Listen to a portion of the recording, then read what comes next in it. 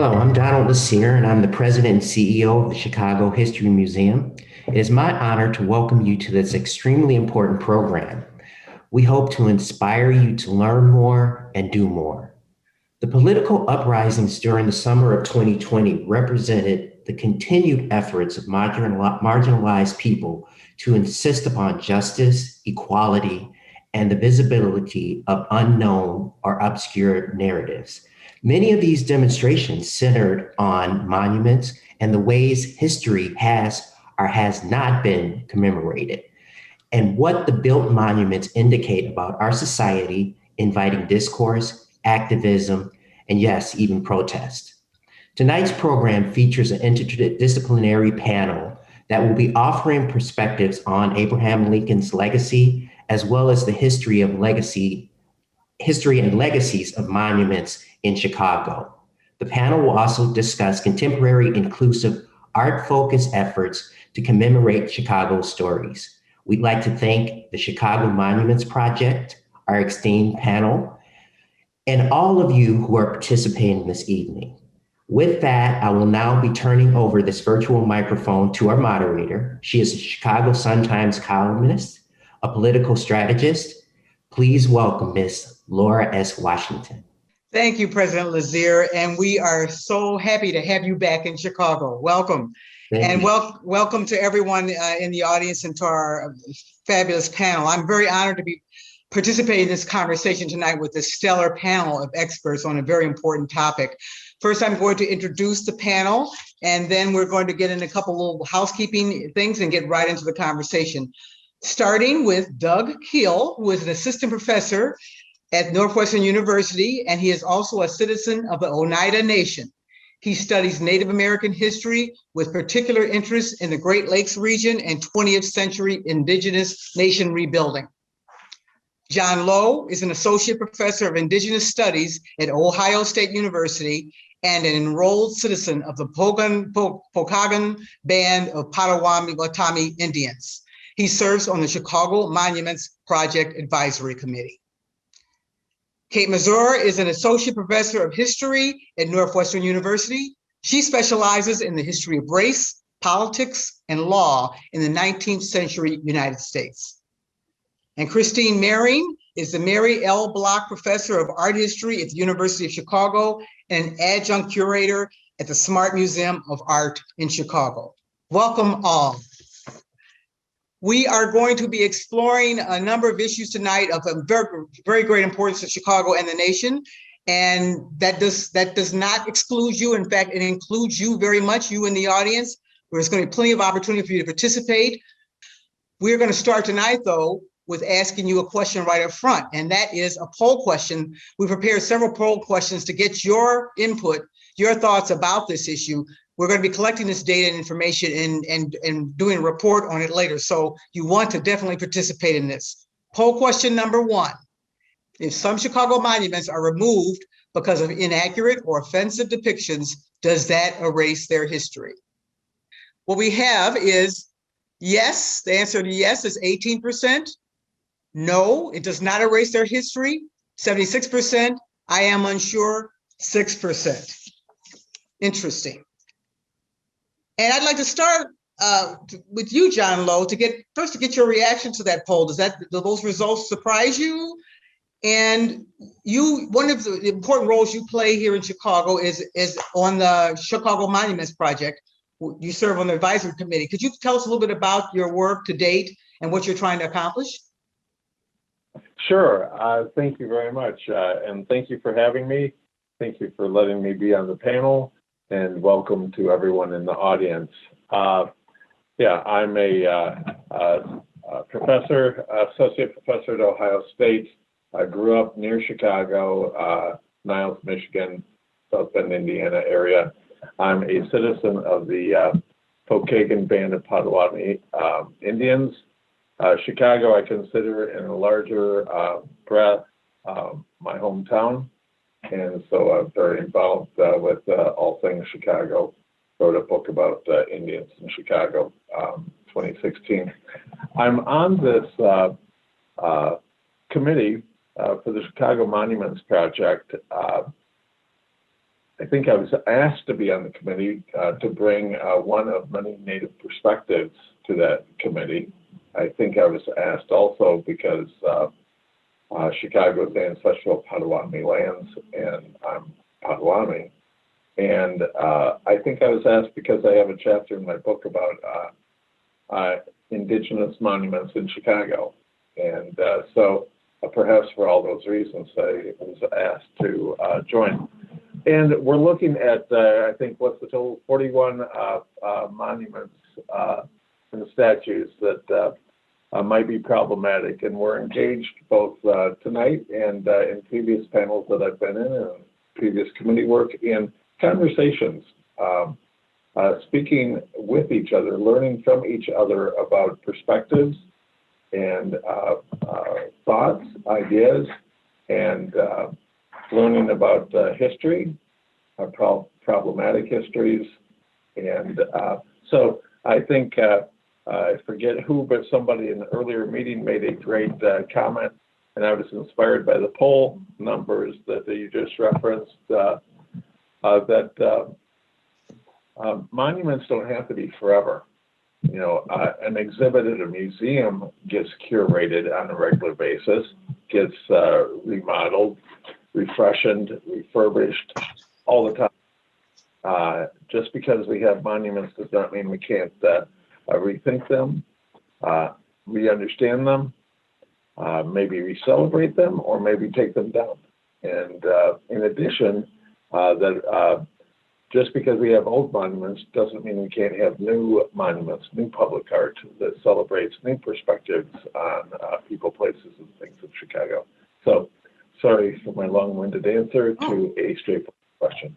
No, your last point about the monuments not being forever segues right into my next question, which I will address to Christine and the rest of the panel, and that is, what are monuments about? What are monuments for? What is the purpose of monuments in your perspective? Christine Marion?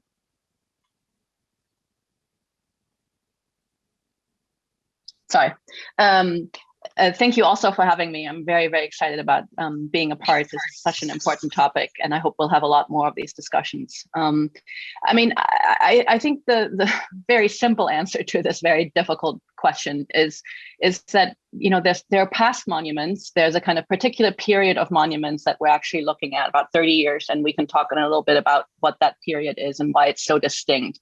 And I think that's very important to keep in mind, that we're looking at a very particular set of sculptures, monuments that came about in a very particular historical moment in United States history.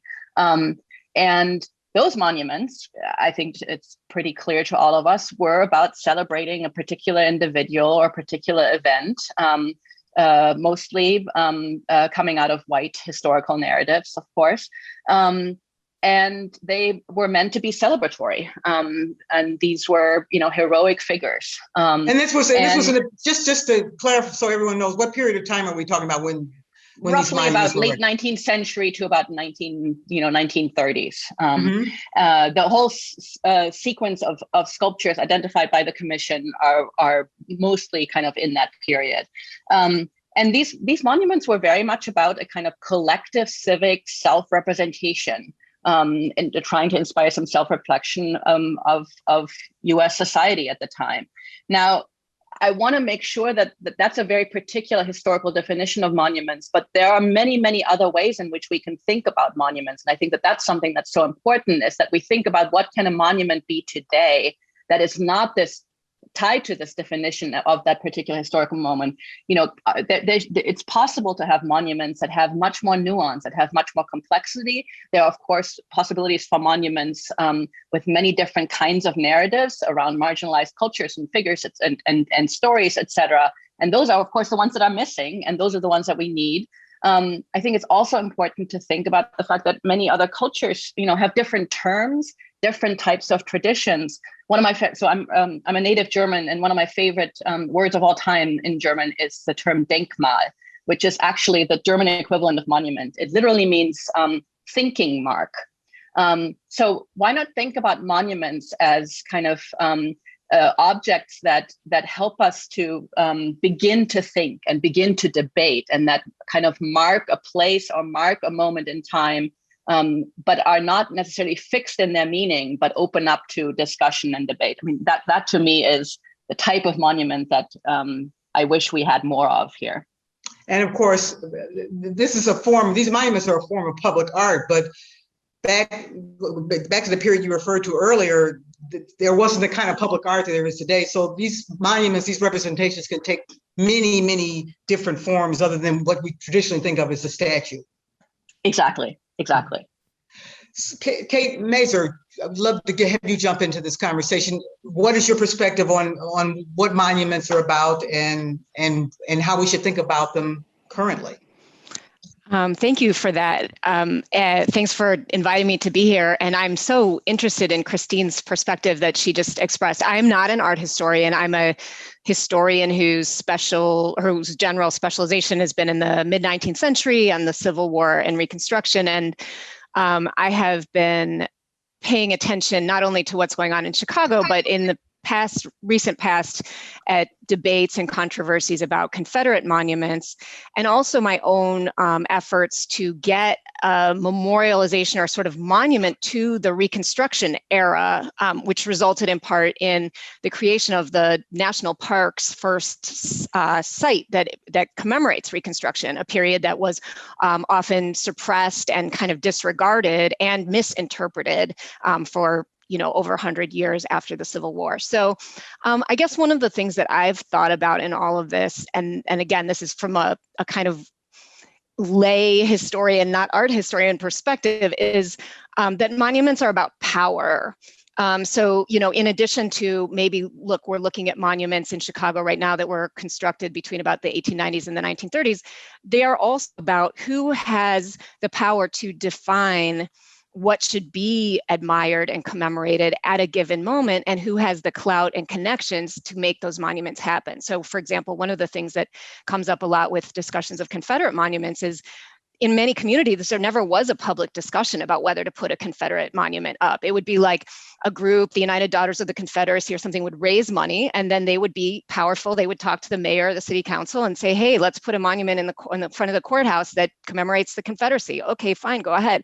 And so, what we see on our landscape is the product of lots and lots of decisions like that have to do with kind of power and resources, and that don't always even reflect a deliberative process from the time that the monuments were constructed. And so part of what I like about this moment and this project in Chicago is the opportunity to have a more deliberative process it's not only more inclusive, it's not only rethinking who should be commemorated in art on this landscape, but also who or what ideas, but also there's a process of getting input, there's a process of discussion. So it is trying, in my perspective as an outsider to the commission, to not have it be the usual kind of small group of powerful people deciding what gets commemorated and what doesn't.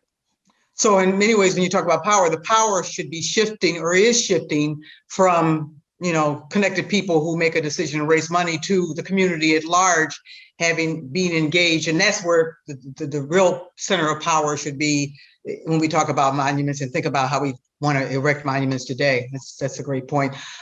Doug, what's your perspective on this in terms of how you think about monuments? Yeah, thanks for this great question. And also thanks for the invite to join this really great panel. I think that's such an important point too, that Kate just raised about how piecemeal, this sort of, process of commemoration is, and how different it is to walk into those kinds of processes with intent, right, and a wider civic sense of goals. There's the purpose of monuments in some ways, and then there's the function, right? I mean, we could talk about them a variety of different angles. One that comes to mind for me, John, has a familiarity with the wider monuments and commemorations of Native people around the city of Chicago, for instance. One function that public art has when it invokes imagery of Native people in particular, right? So that's to say that there's what are the goals of a monument, but then there are also what is happening, right, when American monuments engage the imagery of Native people. And that those processes are often about making nationalist claims, right? And about establishing, American presence in distinction too, right? In a past and present sort of way, right? That symbols of Americanness are those of the future, and references to Native people are somehow meant to be of a closed past, right? So that's one type of work that they often do in a specific context of trying to inscribe what is, in so many ways, right, a deeper history into a landscape that is not one in which Euro-Americans have thousands of years of history, and so it's about inscribing in so many ways a sacred history of Americans' own, right? Turning Illinois, right, already an indigenous word, into the land of Lincoln, for instance, right? And I think another way to think about the purpose of monuments, I think another way we can engage them is as someone who well, many of us, most of us work in doing museum exhibitions or in some form, right? And so we all know that monuments, they're if they were designed to be sites of educational engagement, they're done really poorly, right? There's not a whole lot of opportunity for engagement when a monument is presented in such a way in a monolithic sense that doesn't even seem to open space for questions, right? But is instead to communicate to us greatness, right? So already, a certain narrative has been made, right? And I think that's a cultural practice too. That's to say that thinking from indigenous points of view, for instance, well, it's an unusual practice. In our most important stories, for instance, the peacemaker in our formation of the Great Iroquois Law of Peace, we don't refer to the peacemaker's actual name, right? It's a different kind of association, and in so many indigenous communities, for instance, the idea of creating a monument to a single individual would be an odd choice, right? So that's a distinctly Euro-American set of decisions, right? Though not only, but it has its own cultural context too, I think. It's interesting you make the point about you called Illinois the land of indigenous people, which became the land of Lincoln, which really dovetails into your point about monuments to individuals, to powerful, famous people, as opposed to the people of the land, the people who represent the land. And that's sort of a cultural shift that we made a long time ago that maybe some people would argue we need to make again. Another question for all of you, and whoever wants to jump in on this one, as we know, and the reason why we have we're having this conversation right now is the discussion of monuments has been very polarizing here and across the country. What do you all think are the elements that are fueling these tensions around monuments, and how do we address those? Yeah. Why do we? Maybe it's an obvious question, but why are there so many tensions right now around monuments? Maybe I'll jump in because I'm, as someone who works a lot on public art, I'm so used to tensions around public art. The interesting thing is usually with respect to public art today, or in a sort of broader global context, the biggest debate is usually about, this is not art. I don't think this is art. This shouldn't be here. This is a very, very different kind of debate that we're talking about with respect to these historic monuments, and especially Confederate monuments. And Kate and others will have a lot more to say about this, but it seems to me, as a kind of art historian outsider to the historical piece, that the debates we have are because these issues that these monuments raise are just to this day unresolved. They're unresolved historical, social, and political issues, right? It's an incomplete fulfillment of the 13th Amendment, of true equality in this country, et cetera. And I'm always fascinated by comparing this a little bit to the German history and the kind of commemoration of the Holocaust. I mean, there's a way in which, I wrestled for a long time as someone growing up young in Germany with how slow our country was coming to terms with the past. But when I compare this to the US, I mean, it's just mind-boggling. That's number one. I think the second one is that this kind of collective representation might just be impossible. Right? I mean, public art, in some sense, I don't think you can ever have a public artwork that pleases or that satisfies everybody. I think that there is inevitably, in a good democracy, a diversity of opinions. How artworks mean changes over time. There've got to be nuances, and Lincoln. These people are very complicated historical figures. I think it's asking a lot of these monuments that were erected as heroic representations to fulfill that role. They just don't. No, and maybe that's okay. We can't always agree. We have different perspectives, so it's okay. But then, how do we deal with the tensions and polarization? How do we address that, or is it okay to have those tensions? Is that just part of the democratic process? Is that part of the conversation?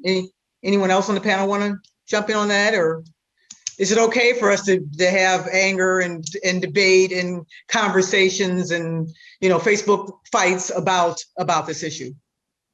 No, in terms of what makes it polarizing, I think part of it is its permanence, right? I mean, I think that's a key element. Following what Christine's saying about the possibilities of public art as places for exchange, right?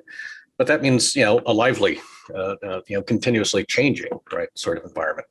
So I think that's one source of frustration, right, is their permanence. And I think from another point of view, it's from one group's point of view, something is rather obvious, right? Such as statues of Christopher Columbus, right? And for others, it requires some explanation. And we're going to be talking about Lincoln. What possibly is there to be said about Lincoln? Well, he too has a complicated history, but I think the lack of a dynamic of change, right? And I think I think that contributes to to some of the frustration. John, did you want to participate? Yeah, I was just going to add, Laura, that it's a great question, and I would agree with the idea that lively debate, is wonderful for society. But I think Doug hit the nail on the head. Is that these statues are made out of granite, limestone, marble on purpose. Right, there's a permanence that is intended there. The saying, "It's written in stone." This is an ossified history. Is intentionally not meant to allow for a change of the narrative or a discussion of the narrative, and so that's the problematics with it. Is that that it represents an agenda, either for celebration over conquest, or nostalgia, or some mix of a sense that certainly when I'm in Chicago, many times I think to myself, that's not my history. That's not the history I know to be. But Doug's right that there's no opportunity to engage in a conversation about it. It is what it is, and so that's the problem. And that creates a tremendous frustration, obviously. I want to get more into Lincoln, Lincoln is at the sort of the center of this program tonight. But first, I want to go to another poll question, which gets at some of the issues that have come up in this debate. And this poll question is, I think we're going to see on the screen shortly. In your opinion, which of the Chicago Monuments Project guidelines are most important to the selection process? 1, promoting narratives of white supremacy. 2, presenting inaccurate and/or demeaning characterizations of American Indians. 3, memorializing individuals with connections to racist acts, slavery, and genocide. Or presenting selective, oversimplified, one-sided views of history. Number 5, not sufficiently including other stories, in particular, those of women, people of color, and themes of labor, migration, and community building. And finally, creating tension between people who see value in these artworks and those who do not. Please take a moment to answer your question, to pick your answer, and we're going to read back the results shortly. It's amazing how quickly these things can pop up like this. People are eager to have their voices heard. It doesn't take long, and we're going to see it in a second. And then I'm going to move to Lincoln, as I said, who is sort of at the middle of this whole debate. And I actually have a great question that I'm going to jump from the queue. I'm going to jump ahead on the Q&A because we're already getting great questions. So, okay, so the answers are promoting narratives of white supremacy, 13%, presenting inaccurate or demeaning characterizations, 7%, memorializing individuals with connections to racist acts, slavery, and genocide, 17%, presenting selective, oversimplified, one-sided views of history, only 3%, not sufficiently including other stories, in particular those of women, people of color, themes of labor, migration, and community building, 57%, and creating tension between people who see value in these artworks and those who do not, only 3%. So it looks like the majority with the 57% went with the issue of not telling other narratives, which is very interesting. So I want to go to you, Kate, and I want to ask you about Lincoln, because he is, as someone said earlier, a very complicated individual. And in fact, 5 of the statues that the Chicago Monuments Project is looking at depict Lincoln. And there's this general perception that Abraham Lincoln was a great emancipator, a rail splitter, a statesman. But of course, the historical facts paint a far more complex picture. And I saw something in the chat earlier from, oh yes, here it is. A great question from the audience. This person said, sometimes I think that much or all of what could be seen negatively about Lincoln are the ways he has been understood or used or symbolized after his death, rather than who he actually was. For example, I don't think the land of Lincoln was something he claimed. That was something that was imposed by others, I assume, after his death. So, Kate, if you would as a Lincoln expert, if you would take this one on, he was far more complex than those statues might represent. Yeah, and I think so. It's my job to say a little bit about who Lincoln was, and obviously entire books and many, many books, in fact, probably more, I think, books than more books have been written about Lincoln than any other individual in history except for Jesus Christ or something like that. So, what I'm gonna touch on now is really at the tip of the iceberg, but just to kind of cut to some of the key issues. So Lincoln is known as the great emancipator. And as you said, rail splitter, statesman. He certainly did come from a humble background. It's interesting that 3 states claim him: Kentucky, Indiana, and Illinois all claim Lincoln. He lived in all 3. And Lincoln, so when it came to slavery, Lincoln was on record very early in his adult life being morally opposed to slavery. And throughout his whole political career, there's actually no doubt that he had a real moral aversion to the institution of slavery. When it came to the question of, well, what would a post-slavery United States look like? What should the role of African Americans be who are free? The answer is a lot more complicated. Let me also just say Lincoln also was not an abolitionist. So there were people who were much more outspoken about moral opposition to slavery than Lincoln during Lincoln's own era. And that included both Black and white abolitionists who Lincoln stayed away from, because if you were a radical abolitionist at the time, you also could not have a political career, particularly in Illinois. So Lincoln, the trade-off, if we could say, was not that he would have otherwise, we don't know if he would have otherwise aligned himself with the abolitionists, but he was a politician, and to be a politician, you really couldn't do that regardless. When it came to free African Americans, he had his doubts about whether the United States could be a racially egalitarian society, a multiracial society. And so in the 1850s, for example, he was a member of the Illinois Colonization Society. This was an organization led by prominent white men that was interested in eventually having free Black people leave this country and settle in Liberia. And that is a complicated sort of story about colonizationists, but it was basically, the movement was founded in a real pessimism about the capacity of the United States to be a multiracial democracy. So their solution was, in some kind of fantasy, like, we think that Black people should leave and go to Africa and settle in there, probably in Liberia. And we see that Lincoln continued to kind of voice these colonizationist ideas even into his presidency. At the same time, however, in the political climate that Lincoln was operating in, he was speaking, let's say in the late 1850s in Illinois, on behalf of the fundamental rights of free African Americans and indeed all African Americans. So for example, he was a Republican, and the Republicans were aligned behind the idea that the Declaration of Independence was intended to apply to everyone, not just white people, but everyone.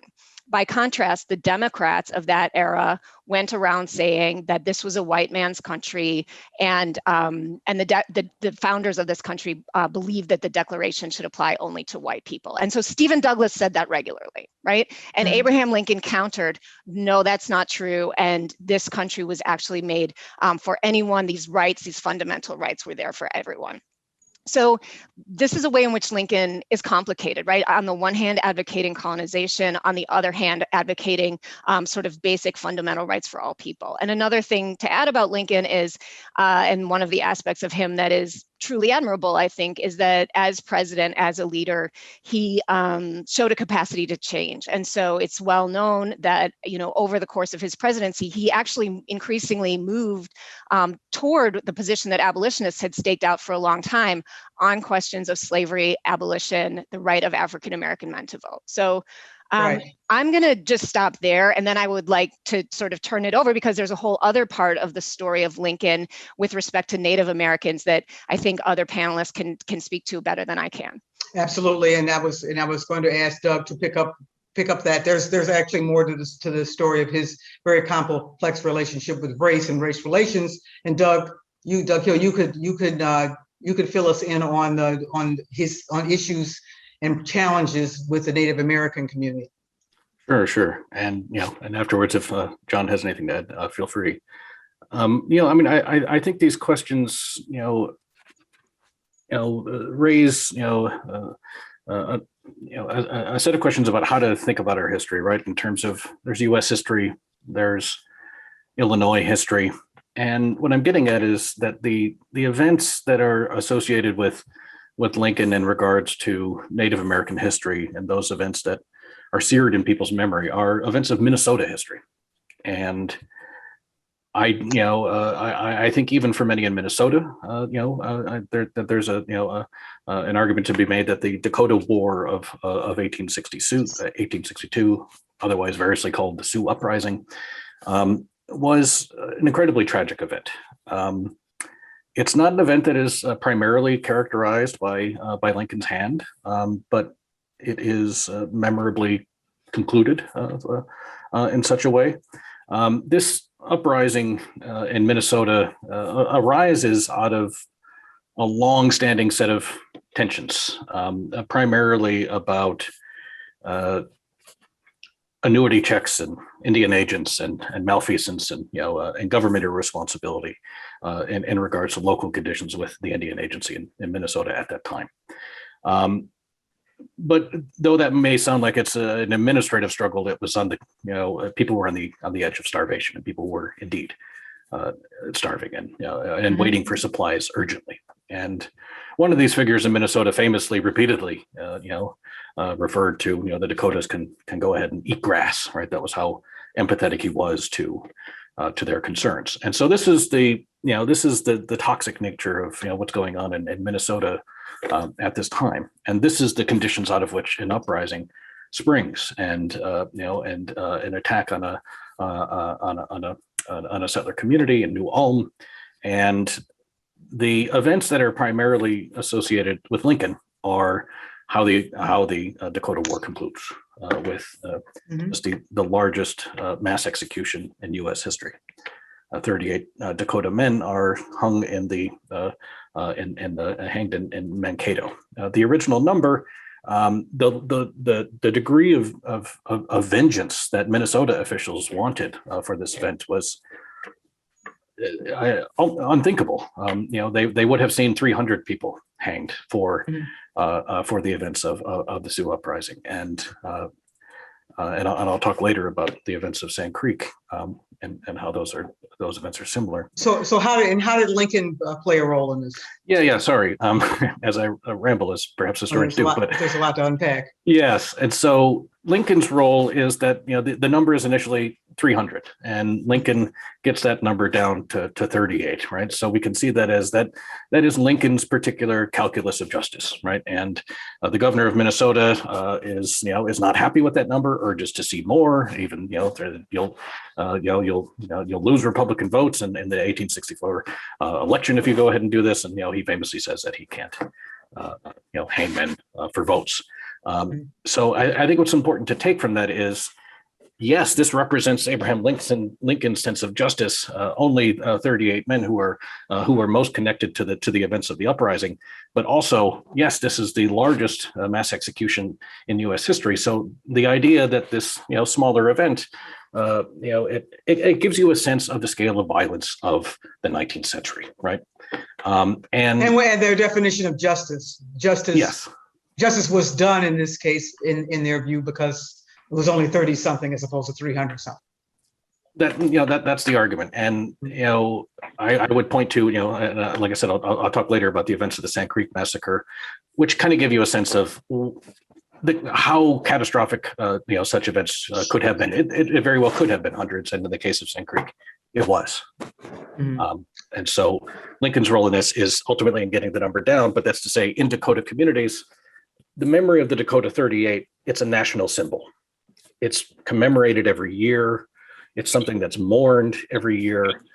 And so in thinking about different layers and registers of history, there's American history, there's a wider sense of Native American history, but specifically in the world of Dakota history, Abraham Lincoln casts a very large shadow, right? And that's really what we're talking about here. And the state of Minnesota has gone through serious efforts, public commemoration, year-long commemoration events and public exhibitions and things about the Dakota War to encourage a greater sense of public understanding, because those events took place in Minnesota, right?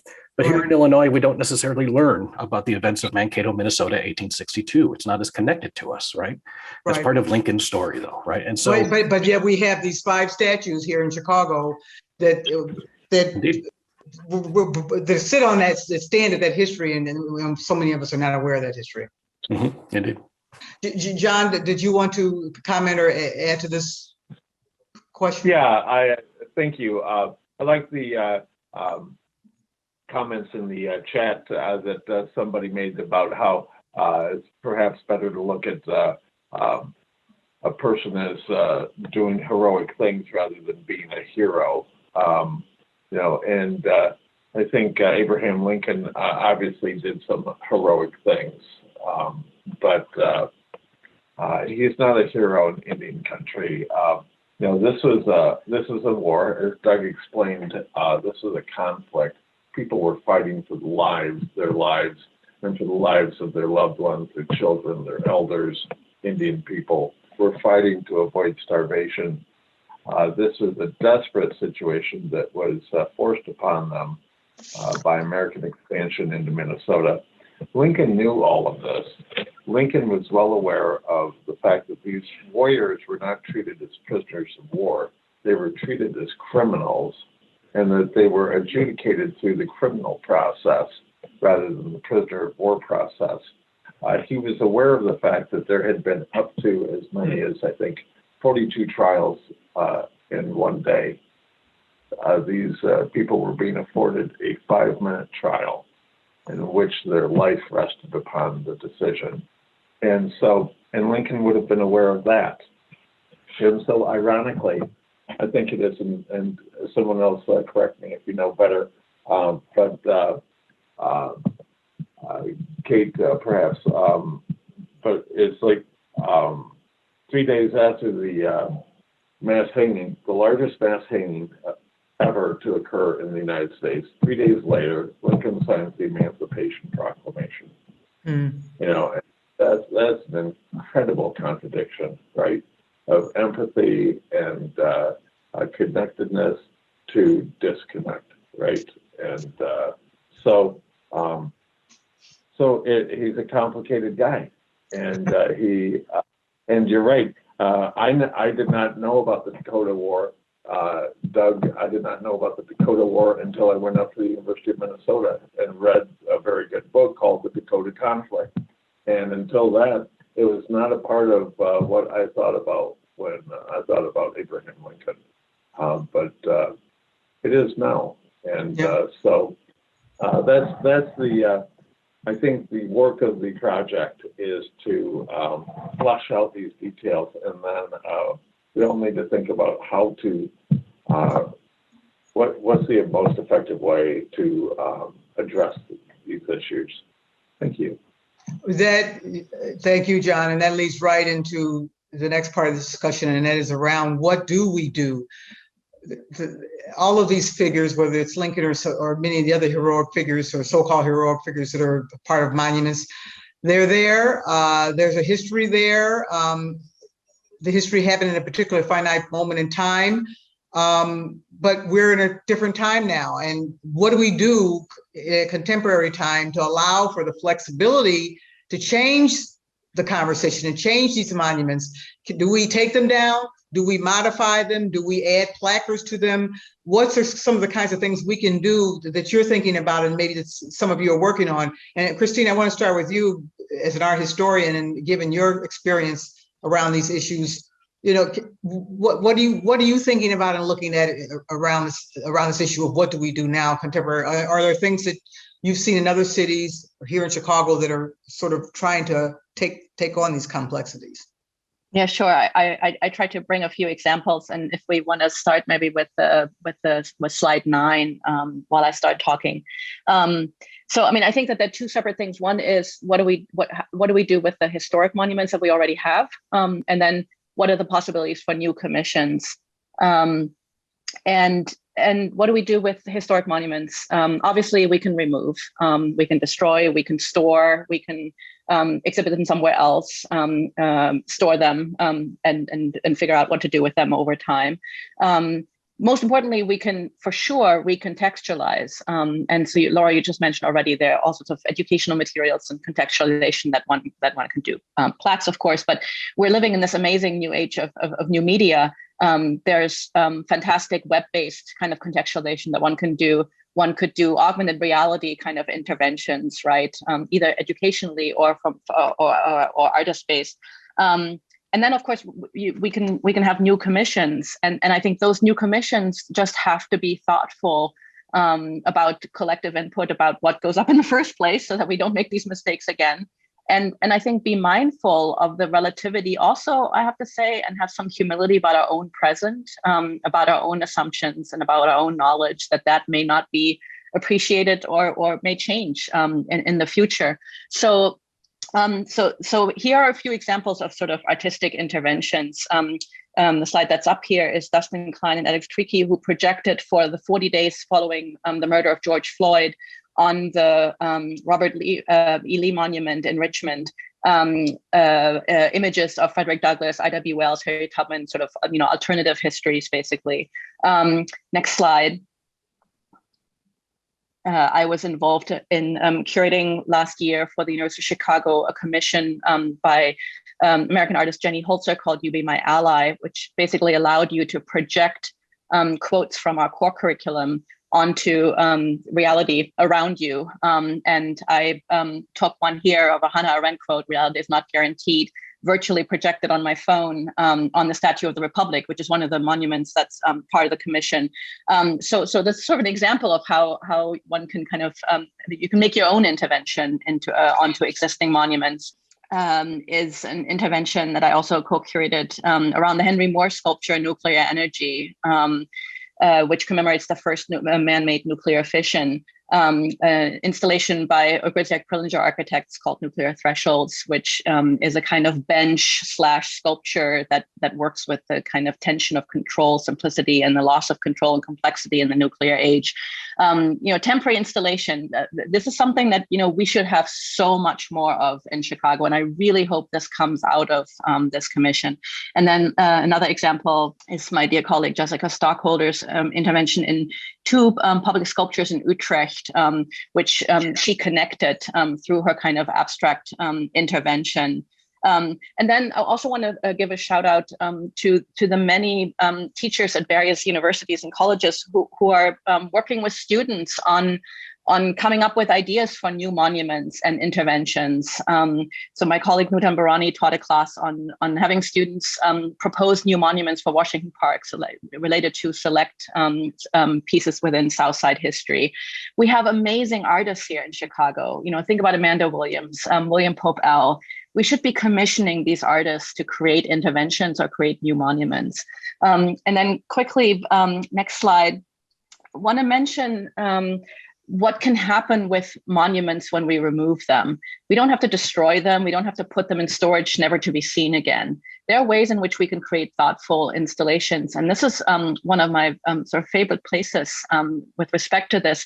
It's the Citadel in Spandau, which is a small town outside of Berlin, where basically a large number of monuments from Berlin history, all the way from the 19th century, through National Socialist monuments, through socialist monuments from East Germany that I think it's fair to say probably littered East Berlin and all over East Germany when the wall came down.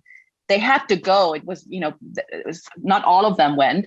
And so they gathered a lot of them in this very large citadel and reinstalled them in very thoughtful ways. So in the background there, for example, you see a gigantic head of Lenin, for example. So there are ways of keeping, recontextualizing, and re-educating. And then I just have a few examples of some new commissions that are fantastic. And I won't say much about it since we're so out of time.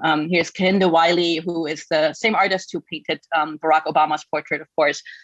His 2019 sculpture that first premiered in Times Square, New York, called Rumors of War, and then moved to Richmond in the context of all the Confederate monuments there. An African-American man in streetwear on a horse, sort of very much the style of these Confederate monuments, but basically replacing the rider. Then next one, Amanda Williams, commissioned to, as part of the She Built Commission in New York City, a monument to the first African-American Congresswoman, Shirley Chisholm. Really fantastic kind of precedents in post-war Germany commemorating the Holocaust. Here's Christian Boltanski, French artist, intervention in the old Jewish quarter in Berlin, in a kind of bombed out site where the building is gone, and he basically installed plaques of all the individuals who lived in these apartments at various levels, with their profession, their names, and their birth and death dates. And then last one is Esther and Jochen Gerz, Monument Against Fascism from 1986. So, Germany wrestled with this question of what can new monuments look like very early on, comparatively speaking. So this is a monument against fascism, which included a statement against fascism, which visitors were encouraged to sign, to kind of pledge to support the statement against fascism and to look out for neo-fascist tendencies. And as this stele or a monument filled up with signatures of people committing themselves against fascism, it was lowered into the ground until it was all the way gone. So I'll leave you with that. If you have great artists, they will have great ideas. Absolutely. Thank you, Christine, for that really rich presentation of so many hopeful examples of what can be done in this time. Could I just ask for a quick round from the other panelists before we move to Q&A? If you could suggest one way that artists, historians, and community members can collaborate to produce or review monuments in a way that can educate and enlarge our understanding. What's one way? I'll start with you, Doug Hill, that the community can collaborate on this issue. Well, I'll just give one real example of public art that a local artist is doing. Local artist Santiago X has created mounds, earthen mounds, really all based on the premise of if we're to reconceptualize what it would look like to make Chicago indigenous, right, and to create spaces that were for welcoming Native community, right? Then that would include, making public art and monuments and such that reflect our own aesthetic and own traditions, right?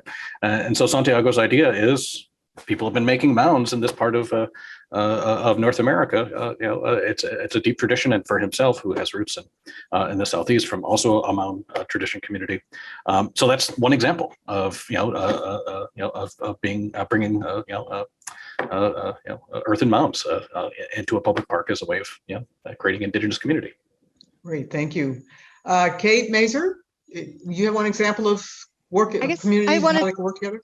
I mean, I think we've had wonderful examples, and I want to just make one point that doesn't have to do. I love the various things that Christine just showed us, and it's so inspiring. And the same with the example of Santiago X. I guess I want to say that when the conversation really heated up about Confederate monuments, a lot of people said something like, well, it's one thing to put monuments up, but it's another thing to take them down. It's bad to take them down. Like, let's put up more, but definitely don't take them down. That's bad. That's destructive. That's not what like democracies do. And I felt like I really didn't understand that. And I think John's earlier comments about, monuments, they might seem really permanent, but actually they, this is we collectively are and should be in control and in charge of making these kind of decisions.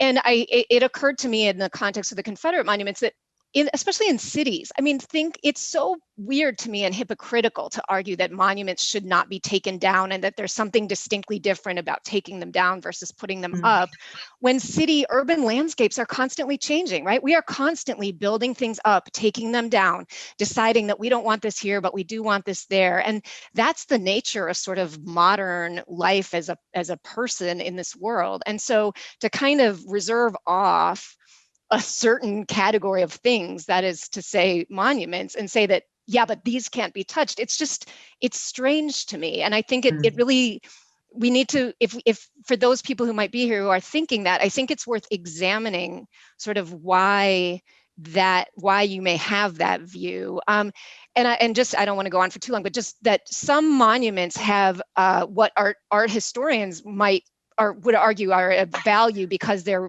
created by a famous artist. They're an example of a certain kind of sculpture that was very innovative or very important at a particular time. Many monuments are not that, right? Many were mass produced. Many are not special artistically. And so, that's another consideration, right? Are we calling for keeping everything when, there's like 100 of a particular kind of monument scattered all over this country? So, I think we need to kind of use our critical faculties on this question, just like we would on just about any other difficult question. We're talking about sharing a conversation among people who are diverse and won't necessarily agree on everything. So agree, Kate. That's way too much bad art out there. Well said. But thank you, Kate. And, I'm going to just read one of the great questions that we're getting from the audience. And then I want to go to you, John.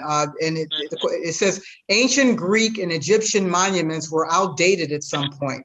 How much of that history was destroyed in the name of transient contemporary sensibilities? An example, there's much of our ancient history that is gone because someone didn't think it was of value anymore. So great question. John Lowe, what would you like to weigh in on here? Oh, sure. I mean, being director of the Newark Earthworks Center here in Ohio, we live that every day because we have Earthworks, the Octagon, which was an incredible lunar and planetary observatory and sacred space that has a golf course on top of it. So, so it's, things get used and reused, and so hopefully someday soon we'll be able to return it without the golf course to public access like it was intended to be. So one of my favorite statues was Simon Pokagan, who spoke at the Columbian Exposition here in Chicago, Great White City. In 1893, spoke in front of 70,000 people. And he put up a monument. As Doug mentioned earlier, Indians aren't big into monuments, but Simon was trying to engage Americans in all sorts of ways. And he put up a birch bark teepee on the Midway near the entrance to the exposition. And that TV traveled around in Chicago, it was because it's an iconic representation of who's Indian, what is Indian. Simon always referenced that Chicago, don't forget the sacrifices that we Indian people made so that you can have your 500-year celebration, right? You know, that we want to be a part of the American experience, part of the social fabric of America. Give us a chance, you know, and so, you know, that's, there was supposed to be a statue of Simon Pokagon after his death put up in Jackson Park. Pennies were collected from Chicago school children and somebody embezzled the money, so the statue never got put up. That might have been my second favorite statue in Chicago. But I think it's great what other people have said. It's not just about removing all things, but there are probably some things that need to be removed. Some things could be added. I think Santiago X is a great example of an artist doing big art that is really meaningful as well as aesthetically pleasing. I know that on the committee, what we're looking for is we don't want to be autocratic. We want to be transparent. We want to have a sense of inclusion. And we're going about the business of trying to find out what are the best practices for evaluating monuments. And we don't assume that we know everything. And we're trying to put in the back in the closet our own agendas or our own biases or our own issues. We can bring perspectives, but we need to listen to other people's perspectives too. And we want to see what other cities are doing also around the country and around the world with their exhibits. And I think there's a lot of examples that we can learn from. So really appreciate your audience being here today and the great comments that have been going on. We don't have to reinvent the wheel, absolutely. And we're getting a lot of great comments and questions. We have just a few more minutes, so I want to try to get to as many of them as I can. I want to take this one to Doug. Given the history of genocide and displacement of Native Americans, how shall we think about these images that were created in the late 19th and 20th centuries? How should we think about these given what you shared with us and John shared with us tonight? Yeah, I think what's important to keep in mind is, the historical context surrounding their creation, right? What I mentioned earlier about what are a lot of implicitly nationalist aims of certain American commemorations and monuments, right? So, I mean, I think that's one important way to think about the kind of work that they're doing, especially at the end of the 19th century, beginning of the 20th. This is a period of American consciousness about their own modernity. And one way of framing these kinds of questions from a point of view of Native American history, the way that some authors have written about it, particularly Jeannie O'Brien in a book called Firsting and Lasting, which is really a great book about really showing you piece by piece how a history is erased, right? And oh my God, I lost my train of thought with that. But I was thinking Jeannie O'Brien, Histories of Genocide. I'll come back to it. Go ahead. I'm sorry. No problem. There's so much more to discuss. While you think about that, I'm going to go to another question, and this is a more general one. Could these monuments be seen as primary sources to teach us about the time when they were created? It's not just about the present and what we know now, it's about what we knew then and what that told us about the time. Can they be used in that way?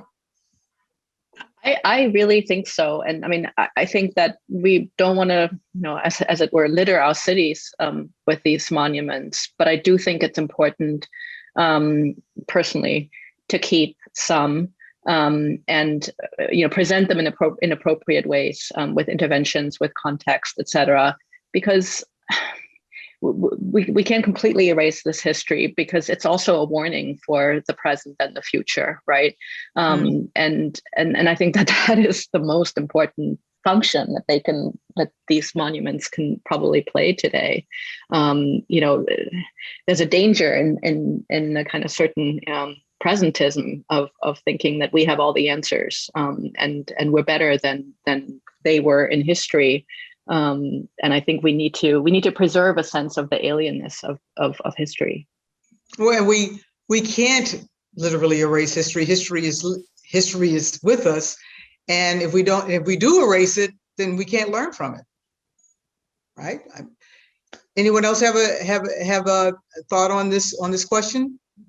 How do we use these monuments to teach us about that moment in time, Kate? Yeah, I mean, I think judiciously, I mean, another, just to refer again to the Confederate monument debate, I mean, and that's not what we're talking about here, actually, interestingly enough, right? That we have a lot of statues of Lincoln in part because we are in the area that was fighting in the end to abolish slavery. So we don't around here have the baggage of dealing with those monuments, but the discussion about contextualization versus removal of the Confederate monuments, I think was sort of different. Anyway, my point is, yes, I think we can keep some of these older monuments, again, through this discussion that is ongoing, that I think is really great. And keep some and contextualize them through, and additional plaques also don't have to be boring. I mean, I love the idea of artistically adding to these, or kind of helping to change the narrative. An example from Washington, D.C. is this monument to Lincoln. It's an emancipation monument that's now under discussion, of a kneeling enslaved man with Lincoln with his hand up as if kind of to say rise.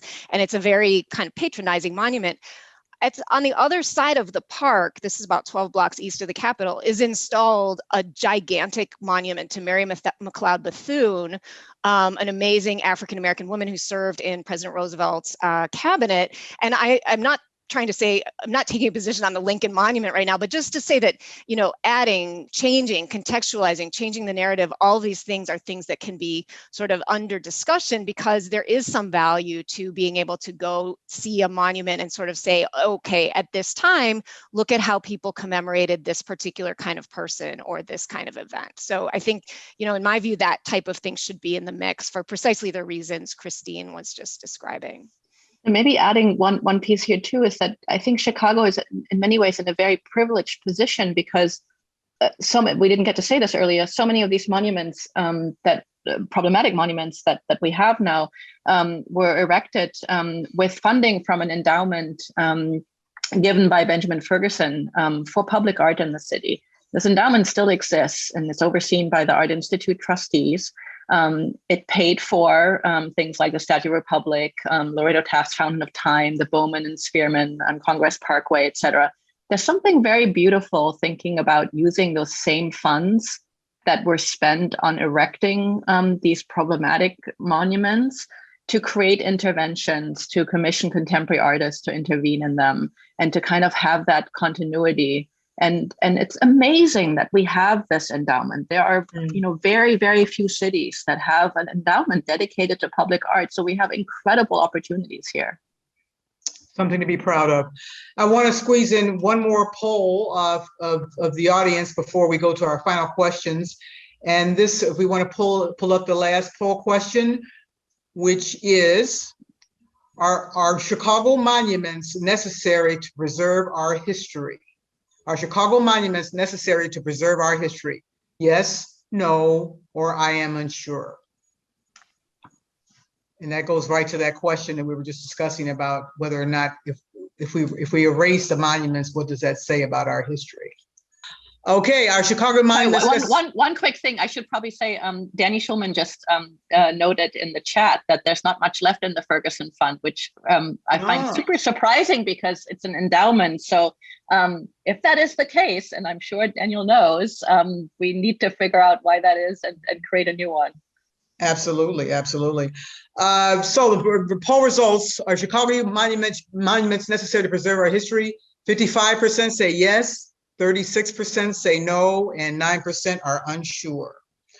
Okay, so we have a couple more questions we want to get to here. This one's a real interesting, challenging one, but important to discuss. Monuments are objected to now because they were built by wealthy men. Now it appears the standards of commemoration should be dictated by who can shout the loudest in our era. Should we just look at an ever-swinging pendulum? So that this questioner feels that the pendulum is swung from wealthy men to the loudest. Maybe you don't necessarily agree with that assessment, but How would you answer that question? Are we just looking at a swinging of the pendulum? I mean, I think that this panel and the work of the Monuments Commission to the transparency, the invitation for participation, the thoughtfulness, the deliberativeness with which the process is being undertaken is not about deciding based on who shouts the loudest. It's about attempting in a profoundly polarized climate, attempting to have a conversation about what is meaningful, what we want to remember, and when I say we, I mean as many, the broadest possible we in that. And I'll also say that, it, in my view, as a historian who spends almost all my time reading and writing and teaching about the past, the history of people and of this community and of any community is about change. And so the notion that we would reevaluate what is important to us, that's not something to be maligned. That's not something to say, oh, just blowing where the wind blows, change. Oh, no, it's actually because we change as a community, our values change. Hopefully they become more democratic, more inclusive. And so it's entirely appropriate to reevaluate where we stand with our public art. And it doesn't reflect, to be sure it reflects change, but it's not change that is to be looked down upon or condescended to. It's actually about bringing our landscape up to represent or do a better job representing who lives here and what we collectively value. Does anyone else want to weigh in on that? I think you covered it, Kate.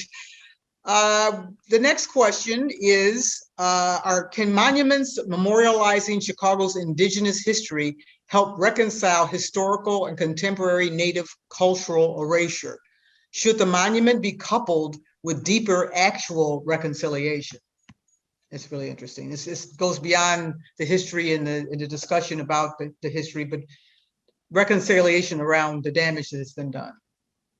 I would definitely say, real reform, in addition to monuments for sure. Just thinking of a couple of examples of processes happening locally in Chicago, for instance, at the Field Museum. John and I are both involved there. John has a new exhibit just opening up. Go check it out. And the main Native North America Hall, it had an exhibition up for over 60 years, right? It's unrealistic, right? And it's not good practice even to assume somehow that, something, that one puts in place 60 years ago, right, is still going to have the same kind of relevance, the same, speak to the same kinds of questions, right? Understanding that these kinds of things are variable. So a key component of, that process moving forward is not just gutting the old exhibit at the Field Museum, but as a rule, it's going to be constantly changing in the future moving forward, right? Reflecting an idea, right? I think learning from parallel kinds of conversations, right, to questions of monuments, but institutions, finding a new way forward. But we landed on what is, a same kind of dynamic, a multivocal, continuously changing, space for conversation, not one that is literally in concrete, right, meant to be for all time. Thank you, Doug. And you mentioned John's work at the Field Museum. John, please fill us in on that, on your exhibit. And also there's we mentioned in the chat, there's an imprint that you published about the Pokagon Band of Potawatomi Indians in the city of Chicago. Tell us about that. Oh, thank you. Yeah, it's actually, we pronounce it Pokagon. So Sorry. It's imprints, Pokagon Band of Potawatomi in the city of Chicago, 2016. Michigan State University Press, and I make 10 cents off of every copy sold.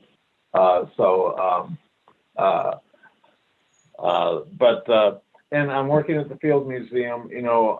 I went to U of Chicago a long time ago. I got a master's degree there. And the Field Museum was a different place when I was back in the 1990s. It wasn't particularly Native friendly. And it was about us in a very condescending sort of way.